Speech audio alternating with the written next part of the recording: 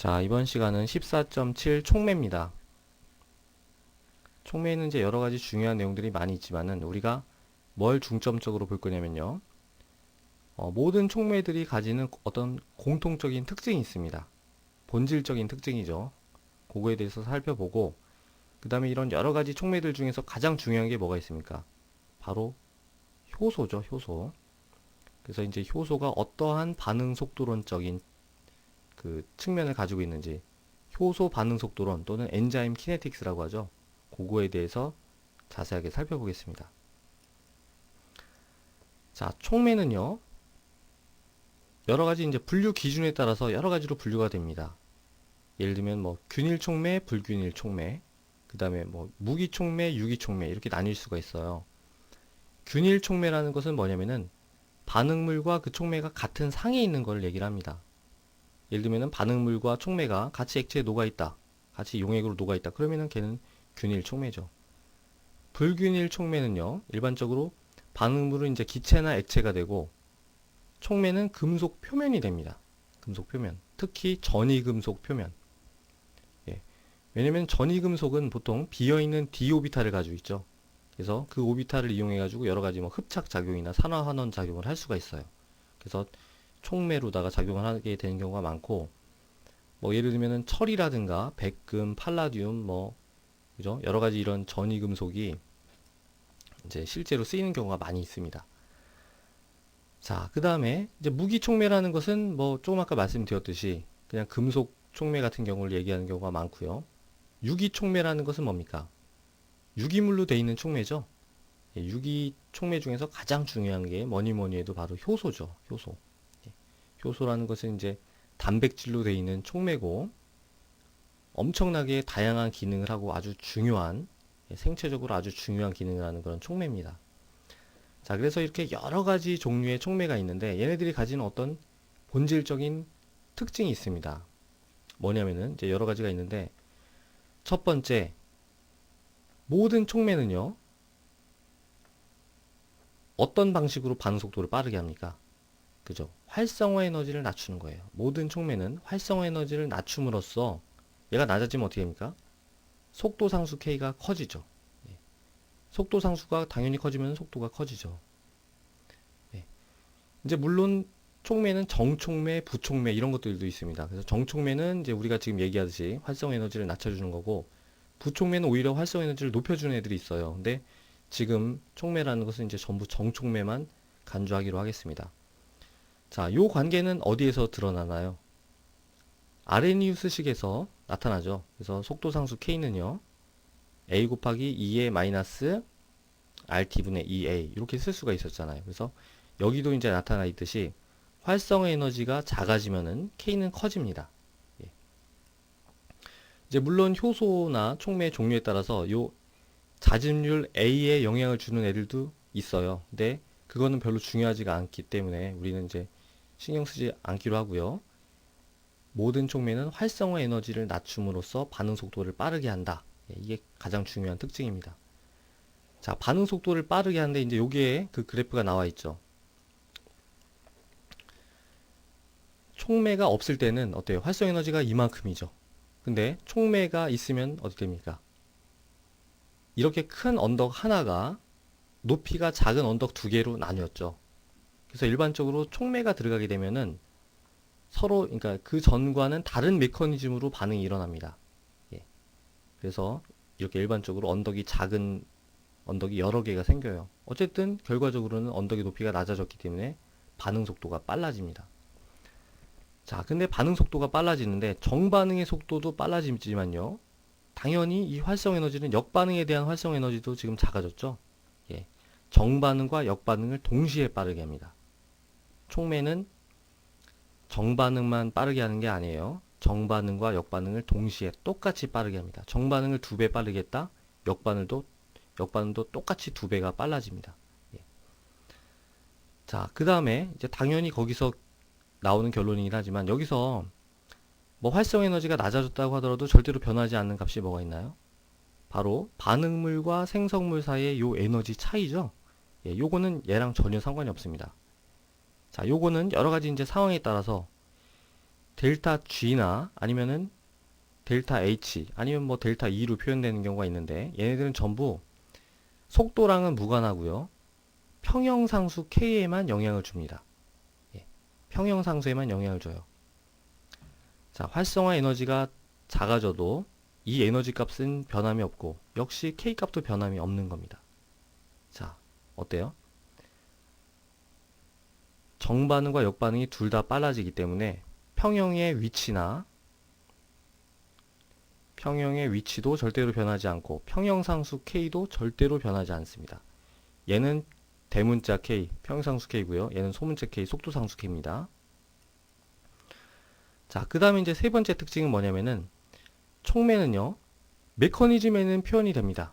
예, 메커니즘에는 나타나지만 전체 반응식에는 나타나질 않아요. 그게 왜 그럴까요? 왜냐면은 반응 전후에 똑같기 때문에 그래요. 예, 반응 전과 후에 똑같이 남은 애들은 당연히 반응식에서 제외가 됩니다. 자, 촉매라는 것은 반응을 진행시키면서 소모가 되지 않아요. 소모가 된다면 그건 촉매가 아니라 그냥 반응물입니다. 예.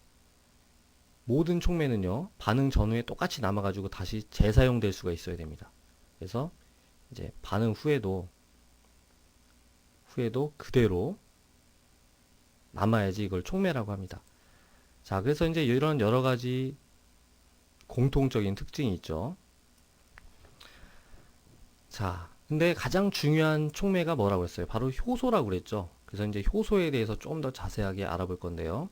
효소는 단백질로 되어 있는 촉매입니다. 그리고 종류도 굉장히 많죠. 그리고 뭐 아주 기질특이성이 있어가지고 뭐 기가 막힌 일들을 많이 하는 그런 분자로 된 기계라고 생각할 수가 있습니다. 자, 그래서 이제 단백질이 이렇게 꼬여가지고 만들어지게 되는데 일반적으로 이렇게 효소를 보면은요, 거기에 어떤 잘록하게 들어간 부분이 있습니다. 거기는 보통 기질이 달라붙게 돼요. 기질이라는 것은 뭐냐면은 이 효소가 이제 어떤 촉매 작용을 하는 그 반응물을 얘기를 합니다. 자, 그래서 이 기질이 붙는 자리를 뭐라고 하냐면은 액티브 사이트라고 그래요. 액티브 사이트 또는 활성화 자리 이렇게 얘기를 하고요. 그 다음에 이제 효소에 보면은 종류에 따라서 활성화 자리는 아닌데 어떤 조절 부위가 있습니다. 그래서 다른 분자들이 이렇게 달라붙어 가지고 이 분자, 그러니까 이 전체 효소의 활성을 조절하는 이런 자리가 있는데 이걸 뭐라고 하냐면은 알로스테릭 자리라고 해요. 예, 알로스테릭 자리라고 하고 이제 그렇게 조절되는 효소를 알로스테릭 효소라고 합니다. 자, 그럼 이제 이런 내용들을 바탕으로 해서 우리가 효소 그 반응 속도론을 공부를 해보겠습니다. 효소 반응 속도론 또는 엔자임 키네틱스라고 하는데요. 사실 일반화학에서 그렇게 중요한 주제는 아닙니다. 근데 생물에서 중요하죠. 그래서 우리가 같이 한번 살펴보도록 하겠습니다. 자, 효소 반응 속도론이라는 것은 뭐냐면요. 효소에 대한 이 반응 속도론적 연구를 통해서 효소의 여러 가지 정보를 얻을 수 있다 이거예요. 뭐냐면은 여러 가지 변수를 달리하면서 효소가 나타내는 그 촉매 반응의 속도를 측정합니다. 예를 들면 뭐 기질의 농도를 달리한다든가 아니면은 여러 가지 약물이나 저해제를 투입해서 이 효소의 촉매 속도가 어떻게 달라지는지를 이제 그래프를 그리는 거예요. 그럼 그 그래프를 해석해서 우리가 뭘 할 수 있냐면은 효소에 대한 여러 가지 정보를 얻을 수가 있습니다. 효소가 구체적으로 어떤 메커니즘으로 촉매 작용을 나타내는지도 알 수 있고요. 1초에 몇 개의 기질과 반응해서 생성물을 만드는지 이런 것도 알 수 있고, 그 다음에 아까 얘기했던 약물이나 저해제가 정확히 효소를 어떻게 변형시켜서 어떠한 상호작용으로 활성을 변화시키는지 이런 것들도 다 알 수가 있습니다. 그래서 이런 것들을 알아내는 방법을 이제 효소 반응 속도론이라고 해요. 자, 이런 것들을 이해하는 가장 기초가 되는 게 바로 여기 있는 이 마이클리스 멘텐 식입니다. 마이클리스 멘텐 식. 그래서 우리가 이제 가장 중요하게 해야 될 것은 이 마이클리스 멘텐 식을 이해를 하고요. 그 다음에 이제 요걸 그래프로 나타내면 요런 패턴이 됩니다. 그리고 여기에 이제 여러 가지 저해제 같은 거를 집어넣었을 때 요 그래프가 바뀌게 돼요. 예. 바뀌게 되는 게 무엇을 의미하는지, 이렇게 바뀌면 이게 무슨 의미고 이렇게 바뀌면 이게 무엇을 의미하는지 이런 것들을 이제 파악하는 게 제일 중요한 일입니다. 자, 이 마이클리스 멘텐 식이라는 것은 뭐냐면요. 기질의 농도를 달리하면서 효소가 촉매하는 일정량의 효소가 촉매하는 그 속도를 측정한 겁니다. 그러니까 기질의 농도랑 효소가 촉매하는 반응의 속도가 어떠한 식으로 연결되어 있는지를 나타내는 식이에요. 자, 요거를 해석하면 우리가 뭘 할 수 있냐면은 실제로 효소가 그 어떠한 메커니즘으로 반응하는지, 그 다음에 효소랑 기질과 얼마만큼의 친화성이 있는지 이런 것들을 우리가 알 수가 있습니다. 자, 요거는 그냥 하늘에서 뚝 떨어진 게 아니라 사실은 요런 어떤 메커니즘에 기초하고 있어요. 요 메커니즘은 그냥 가정을 한 겁니다. 효소랑 기질이 이런 식으로 반응을 해서 이제 촉매 작용을 나타낼 것이다 가정을 한 거고요. 우리가 그전에도 공부했지만은 메커니즘이 가정되면은 그걸로부터 속도 법칙을 유도할 수가 있죠. 예, 그래서 유도한 게 바로 이 마이클리스 멘텐 식입니다. 그리고 이거를 그래프로 나타내면요, 이런 식의 그래프가 됩니다. 자, 근데 실제로 기질의 농도를 달리하면서 속도를 측정해 보니까 이거랑 똑같은 패턴을 보인다 이거예요. 그럼 뭘 의미할까요? 이 메커니즘에 기초한 그래프가 실제 그래프랑 똑같다라는 것은 이 메커니즘이 맞다는 얘기죠. 그죠? 이 메커니즘이 맞다는 것을 지지해 주는 겁니다. 그래서 예, 이제 효소랑 기질은 어떻게 작용을 하는 거냐면은 굉장히 단순한 모델입니다. 효소랑 기질이 있어요. 걔가 잠깐 붙습니다. 그리고 그 중에 일부는 이제 생성물과 그 효소로 다시 분해가 되고 그 중에 다시 일부는 그냥 원래 상태로 이렇게 돌아간다 이거예요. 그 식으로 나타내면 이렇죠. 엔자임과 서브스트레이트가 붙어가지고 잠깐 동안 ES 컴플렉스를 만듭니다. 그 중에 대부분은 다시 원래 상태로 돌아가지만 그 중에 일부는 이 반응을 촉매시켜가지고 엔자임과 프로덕트로 이렇게 분해가 됩니다. 자, 요런 메커니즘이 있고요. 요 메커니즘의 속도 결정 단계는 두 번째인데, 이제 그거를 그 정류 상태 근사법이라는 방법으로 유도를 하면 요런 속도 법칙을 얻을 수가 있죠. 그리고 요거를 뭐라 그래요? 마이클리스 멘텐 식이라고 한다고 그랬죠. 자, 그럼 이제 요 식을 한번 이해를 해보도록 하겠습니다. 여기 보면요, 아까도 말씀드렸듯이 기질의 농도가 달라질 때 이 효소가 촉매하는 속도가 어떻게 달라지는지를 이제 관련시키는 식인데요. 여기 보면 좀 생소한 그 기호들이 있죠. KM, Vmax 이런 것들이 있는데, 자, KM은 뭘 의미할까요, 여기에? KM은요, 기질의 농도를 의미하고 있습니다. 어떻게 알 수 있을까요? 더해졌기 때문이에요. 우리가 더할 수 있는 건, 더하거나 빼기는 같은 의미를 가지는 것들만 할 수 있습니다. 자, 질량과 질량은 더할 수 있고, 길이랑 길이는 더할 수 있지만, 질량과 길이는 더할 수 없잖아요. 그런 것처럼, KM이랑 기질이 더해졌다라는 것은, 여기 있는 KM이라는 값도 기질의 농도의 의미라는 어떤 상수입니다. 예. 자, 그러면은 이렇게 생각해 보죠. KM이라는 어떤 값이 있는데, 기질의 농도가 얘보다 훨씬 작을 때는 식이 어떻게 될까요? 예, 기질의 농도가 아주 조금일 때죠. 그러니까 조금 된 식이 어떻게 될까요? KM에다 S를 더하나 마나 똑같겠죠. 너무 작으니까. 그럼 식이 어떻게 됩니까? KM분의 Vmax도 일종의 상수예요. 얘도 상수고 얘도 상수니까 얘도 전체가 상수고 V는 KS 이런 식의 뭐가 됩니까? 그죠? 기질 농도에 대한 1차 속도식이 돼요. 1차 속도식은 뭘 의미해요? 기질의 농도가 2배가 되면 속도도 2배가 되는 거죠. 자, 그래서 여기 보면은 기질의 농도가 아주 작을 때는 속도랑 기질의 농도가 1차 속도식을 따릅니다. 그래서 직선적으로 이렇게 증가하는 거죠. 예. 요 마이클리스 멘텐식을 그래프로 나타내면 이렇게 됩니다.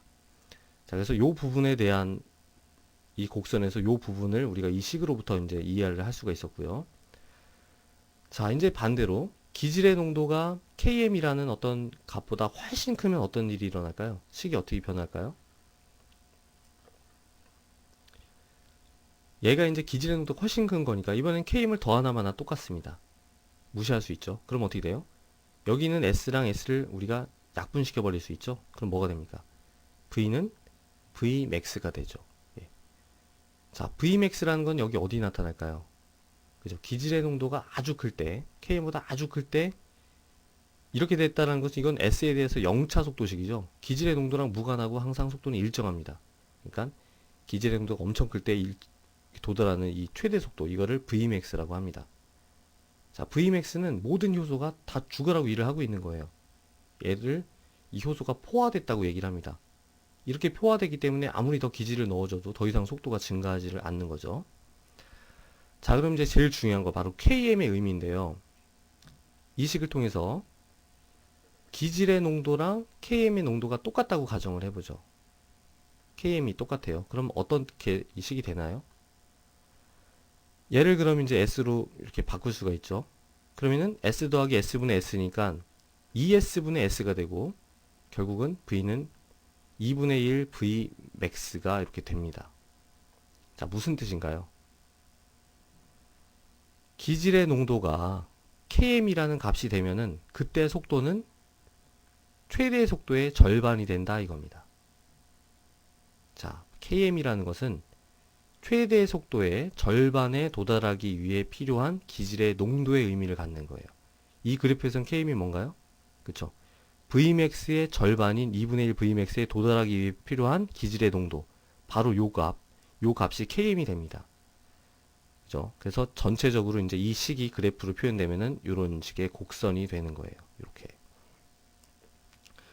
자, KM. KM이 작다라는 것은 무슨 뜻일까요? KM이 작다라는 것은 기질의 농도를 조금만 집어넣어도 금방 그 Vmax에 가깝게 도달한다는 거죠. 그죠? 이렇게 되면 이거는 KM이 작은 겁니다. KM이 작으면 작을수록 기질과 효소는 친화성이 좋은 거예요. 반대로 KM이 크다라는 것은 기질의 농도를 한참 높여줘야지 겨우 이제 Vmax에 도달을 한다 이겁니다. 무슨 얘기냐면 기질의 농도가 KM의 값이 크면 클수록 기질과 효소의 친화성은 떨어지는 거예요. 자, 그럼 이제 요거를 마이클리스 멘텐 식이라고 하는데 요게 약간 단점을 가지고 있습니다. 뭐가 단점이냐면요. 우리가 이제 실제로 데이터를 측정하면은 이렇게 깨끗한 곡선 위에 찍히는 게 아니라 이런 편차를 가지는 점들이 되잖아요. 근데 이 점들을 바탕으로 깨끗한 곡선을 만들기는 굉장히 어려워요. 예. 자, 어떻게 하면 좋을까요? 주로 쓰는 방법인데요. 요거를 수학적으로 변형시켜서 어떤 직선을 나타내는 식으로 바꿉니다. 그러면 이제 직선을 중심으로 어떤 편차가 있으면 이건 통계적으로 우리가 요 직선을 쉽게 만들 수가 있거든요. 그래서 요걸 이제 약간 변형시켜서 우리가 데이터를 얻기 더 쉽게 만든 그게 있는데 그거를 예, 그 식의 형태가 바로 요거고요. 요거를 라인위버 버크 식이라고 합니다. 예. 자, 어떻게 하는 거냐면은 여기 있는 마이클리스 멘텐 식을 뒤집는 거예요. 예, 뒤집어서 어떻게 됩니까? 요게 분모랑 분자가 다 뒤바뀌었죠. 그리고 나서 요거를 정리를 합니다. 어떻게 정리하면요. S분의 1 앞에는 요런 상수가 붙고요. 그 다음에 이제 요런 식의 형태로 바꾸는 거죠. 그러면 가만히 보면은 어때요? 어떤 직선 형태라는 걸 알 수가 있습니다. 뭐냐면은 y는 요건 이제 무시하고요. ax 플러스 b꼴의 직선이에요. 자, 무슨 얘기냐면은 x축을 아까처럼 기질의 농도가 아니라 기질의 농도분의 1로 놓고요.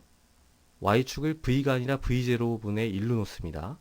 그럼 기울기가 vmax분의 km이고 y절편이 vmax분의 1인 직선이 만들어진다 이거예요. 우리가 이제 식정을 하면 이런 점들이 찍히게 되는데 이 점들을 바탕으로 해서 통계적으로 가장 근접한 직선을 우리가 이제 구할 수가 있는 거죠. 그리고 이 직선에서 km은 뭡니까?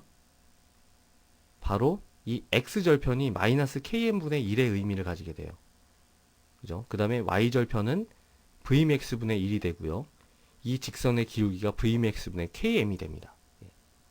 그래서 아까 얘기했던 그 마이클리스 멘텐 식의 이제 곡선도 우리가 알아야 되는 거고요. 그 다음에 그거를 수학적으로 변형한 라인위버 버크 식의 그래프도 우리가 알아야 됩니다.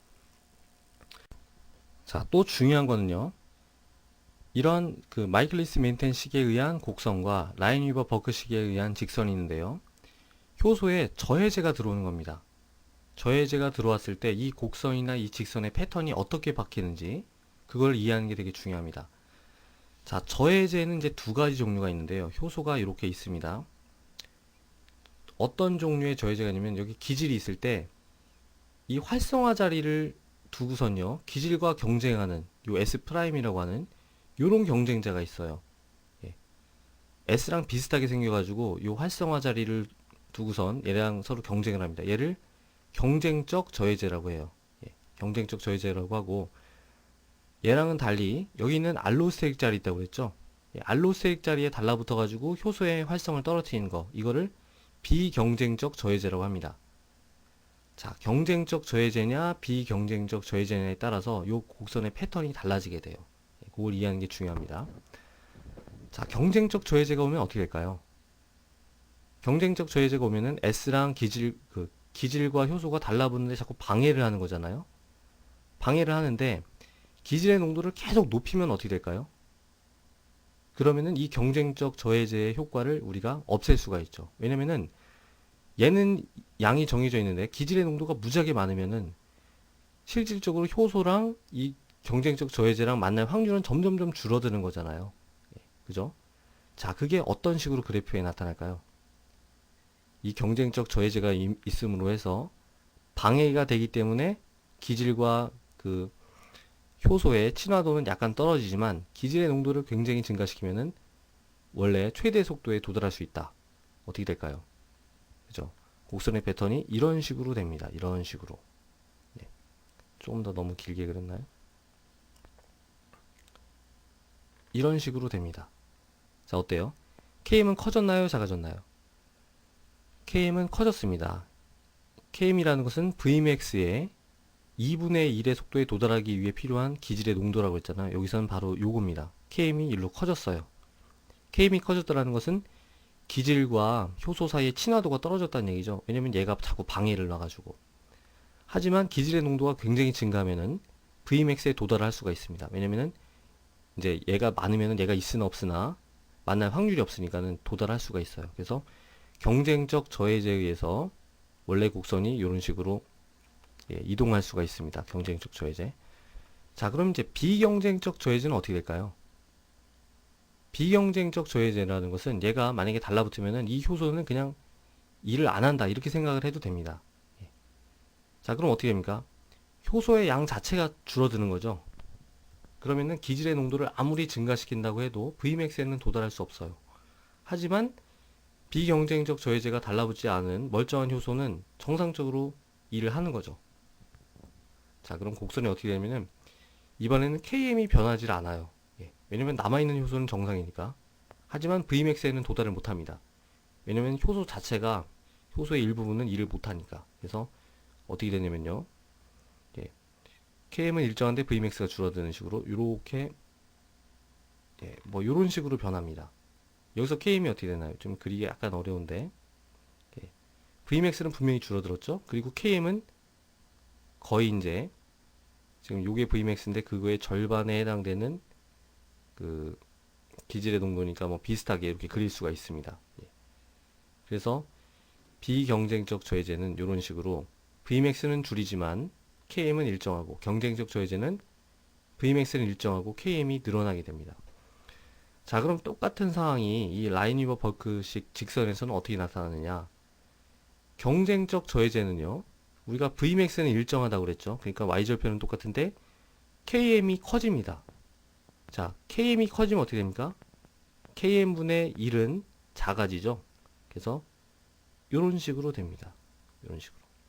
요게 바로 경쟁적 저해제. 여기 있는 빨간 곡선이 나타나는 직선 패턴이 바로 요거고요. 반대로 비경쟁적 저해제는 어떤가요? Km은 일정한데 Vmax가 작아지죠. Vmax가 작아지면 Vmax분의 1은 커집니다. 그래서 이런 식의 직선 패턴이 되는 거죠. 이거는 비경쟁적 저해제입니다. 예. 어떤 이제 저해제를 집어넣어가지고 이런 패턴을 보인다. 그럼 무슨 뜻인가요? 그죠? 걔는 비경쟁적 저해제라는 걸 의미하는 거죠. 예. 자, 그래서 이렇게 이 효소 반응 속도론에 대한 기본적인 내용들을 살펴봤습니다.